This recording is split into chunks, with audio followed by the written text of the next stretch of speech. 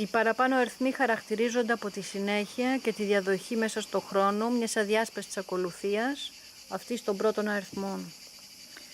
Η καταγραφή τους συνδέεται νοηματικά και αισθητικά με τους χώρους πάνω στους οποίους εγγράφονται και αφήνουν το ίχνος τους. Έτσι, μετά το ξεκίνημα στην Άνδρο για το επιτόπου 13, η ακολουθία των αριθμών σαν μία γραμμή συνεχίστηκε στη Γαλλία και στην Ελβετία για να επιστρέψει για δεύτερη συνεχή χρονιά στην Άνδρο και να την ενώσει τουλάχιστον νοηματικά με τους τόπους αυτούς. Στην ιδέα αυτή οι αριθμοί έχουν χάσει την αριθμητική τους αξία, μετατρέπονται σε σύμβολο, σε αποτύπωμα, το οποίο διεισδύει στο τοπίο για να εξαφανιστεί με το χρόνο. Η καταγραφή γίνεται με ασβέστη σε όψεις δακτυσμάτων, στο έδαφος ή σε κορμούς δέντρων και το έργο παραμένει ανοιχτό για να συνεχιστεί σε διαφορετικό τόπο, σε διαφορετικό χρόνο, μέσα όμως στα πλαίσια πάντα της ίδιας ακολουθίας.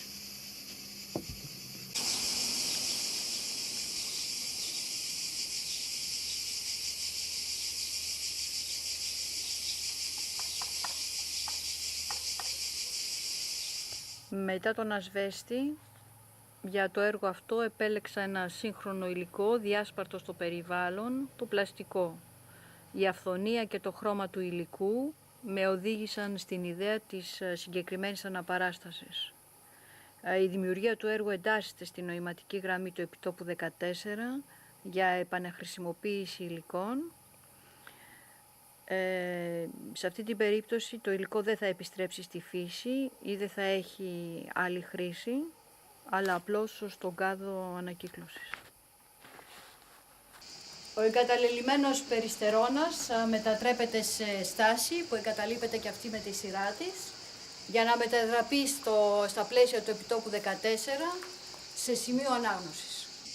Τοιχοκολλήθηκαν 5 ποίηματα, τα οποία δημιουργήθηκαν από φράσεις που έδωσαν τα παιδιά του 10θέσιου Δημοτικού Σχολείου Άνδρου. Τις φράσεις αυτές τις διάλεξαν από το αγαπημένο του βιβλίο και στη συνέχεια τις δούλεψα για να δημιουργήσω τα ποίηματα αυτά.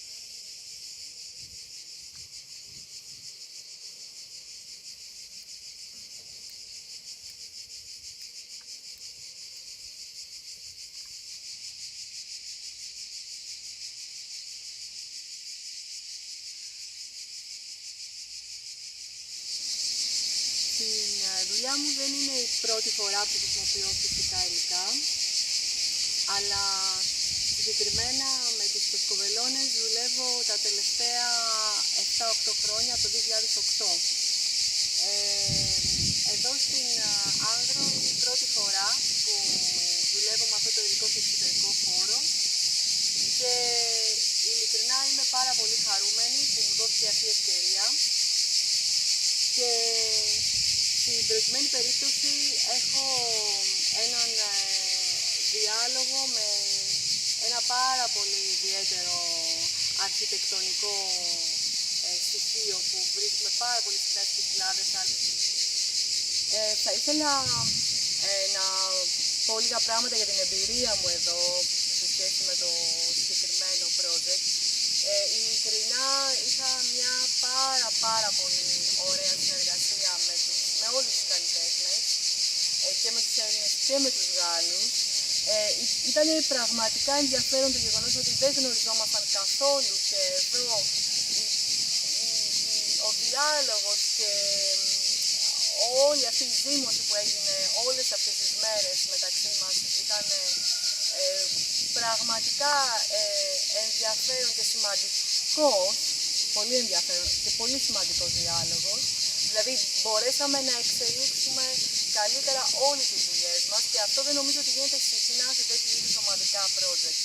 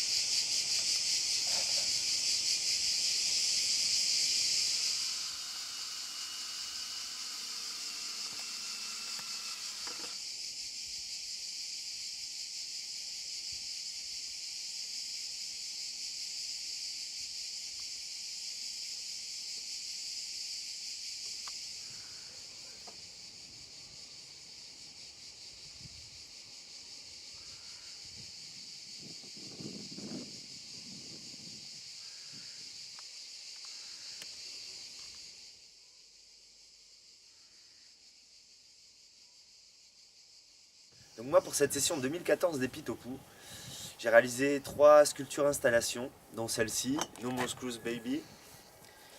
L'idée première était de travailler sur un monument, de réaliser une installation qui vienne se greffer dessus. J'ai donc trouvé un pont à Livadia, Andros Livadia, qui est un pont typique d'ici, qui a été détruit pendant une crue en 1936. Un arbre est venu s'échouer dessus.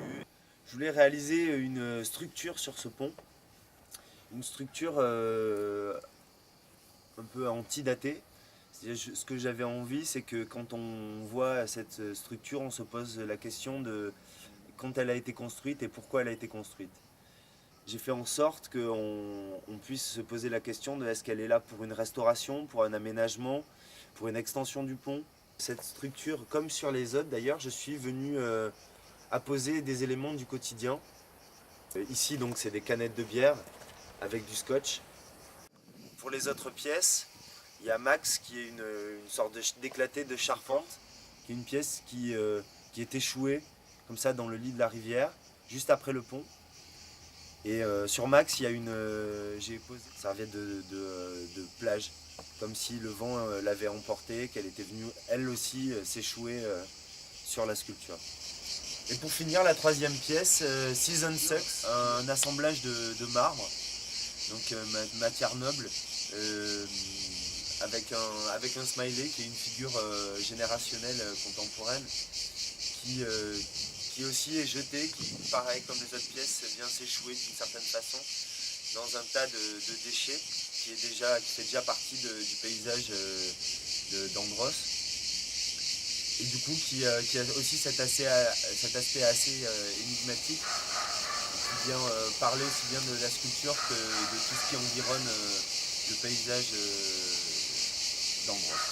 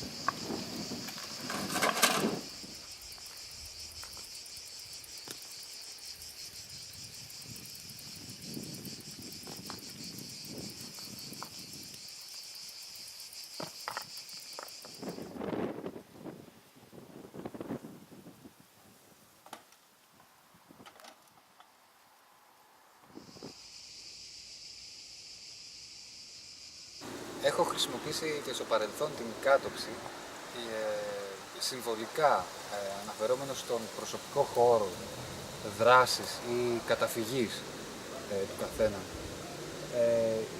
Και σε αυτή την έκθεση επέλεξα να τοποθετήσω αυτή την κάτοψη στο βυθό του ποταμού, ο οποίος είναι ξερός το καλοκαίρι και γίνεται χήμαρος το χειμώνα, γιατί ακριβώς το χειμώνα θα καταστραφεί αυτή η κάτοψη.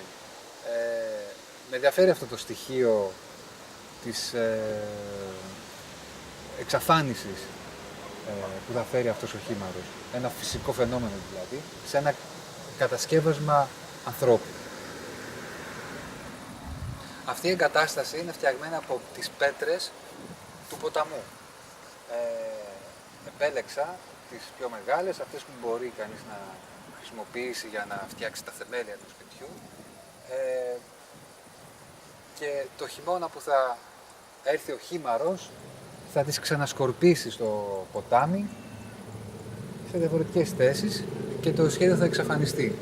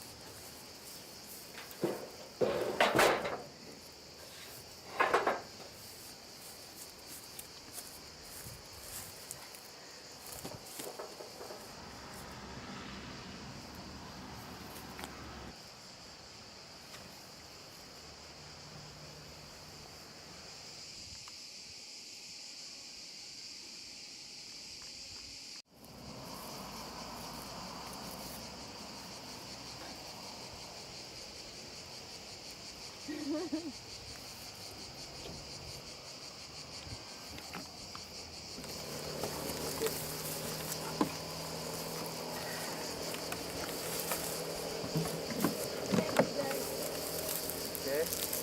now you take it and we put it on the chair. And that's it.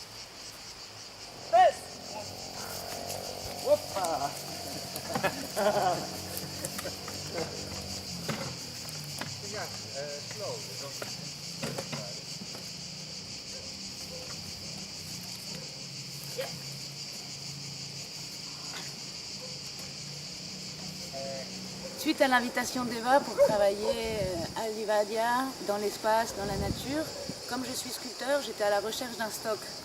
Et on a pensé, suite à l'abandon de l'école, à récupérer le mobilier.